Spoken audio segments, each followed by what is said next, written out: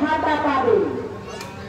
তারা বিভিন্ন vocational training, ICT training, বিভিন্ন ট্রেনিং এর মাধ্যমে তারা দেশ গড়ার কার্যক্রম তারা শিখবে এবং তারা পরবর্তী জীবনে তারা এই 1 বছরের ভাতার মধ্যে নিজেদেরকে প্রতিষ্ঠিত করবে।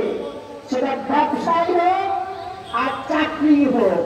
তারা ব্যবসা করলে তাদের জন্য ক্ষুদ্র ঋণ, সুদবিহীন ঋণ, বিভিন্ন লোনের ব্যবস্থা করে দিবে সরকার। এরপরে আসেন কৃষক। আমার কৃষক ভাইরা যে কৃষি কাজ করেন তারা ন্যায্য মূল্য পান না। বিএনপি সরকার গঠন করার পরে এই কৃষকদের সহজ শর্তে লোন দেবেন, বিনামূল্যে বীজ দিলেন, সার দিলেন, তারা যেন সুন্দর করে ফসল ফলাতে পারে।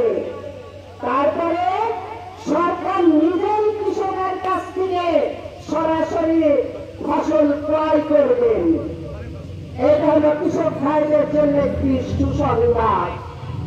আপনাদের ফসল নেওয়ার কারো কাছে দোকানে দোকানে বেড়াতে হবে না, সরকার নিজেই আপনাদের কাছ থেকে ফসল কিনে নেবে।